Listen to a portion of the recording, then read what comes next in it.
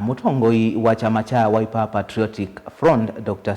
Kalonzo Musyoka Niwaweta Kana Ngwatanio ya Ulei Nikwosa Matambya la Mailite Kuungamya Muvango wa Silikali Uthoosya Kambuni wa Mikumukanilye wa Safaricom Oundu na Kambuni Ingi va Kenya Aiweta Kana Kuthoow'a kwa Kambuni hii ni Ukuno Munene kwiukwati wa nthi ya Kenya. Kalonzo anena kindi ni waumbano wa kuvingwa kumbulwa kwa livoti ya enendi kukonia ukwati wa nthi ungwe kundi ya okwa uchumi musini wa ilovi vala waweta silikali ndiailite kuosa kila cha mwene nthi na kana muvango wa musumbi kwikalia nthi ya Kenya ila ya Singapore ta utatonyeka kumanwa na Mutongoi muthuku uwani na ulusani Sya Kimanzi nukuelezya.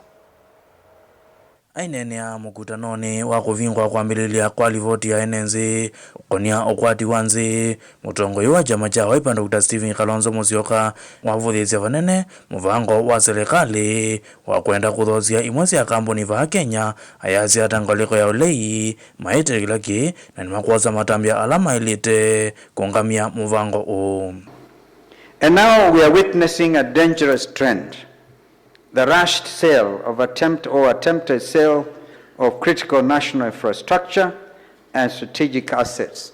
Here I'm referring to Safaricom, and we have all heard about Safaricom, the JKI, which we were able to stop in court, Kenya Pipeline, among others, done without transparency, without public participation, and without any regard for the Constitution. This is truly unacceptable. It is unconstitutional, and it will not stand. Somebody is about to steal big time.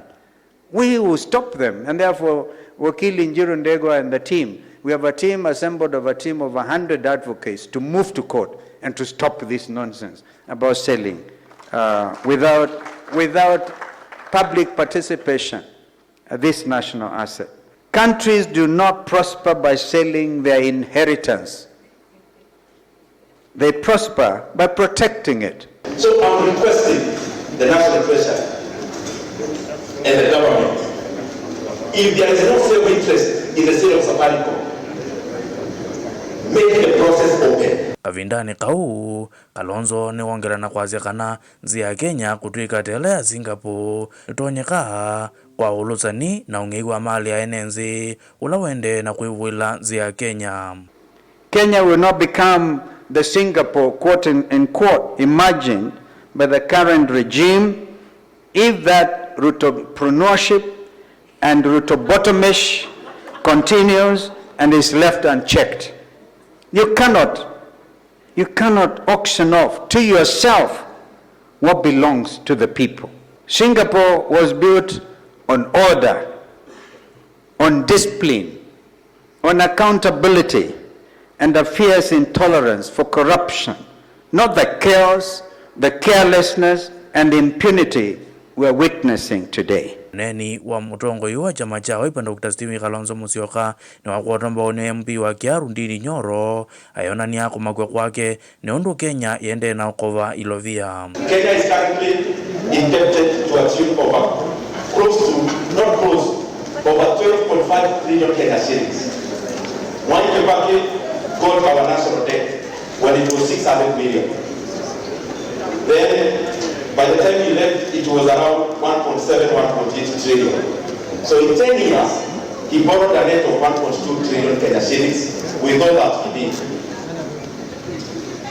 President Uhuru Kenyatta took the debt from that debt of 1.7, 1.8 trillion to around 8.7 trillion Kenya shillings. And this is important for seconds.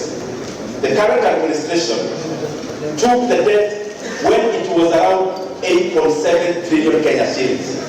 Currently, it is over 12.5 trillion Kenya shillings in 3 years. We are therefore borrowing 1.25 trillion Kenya shillings every single year. Ngirivoti ya vilingi wa Mutongoi TV, Sya Kimanzi.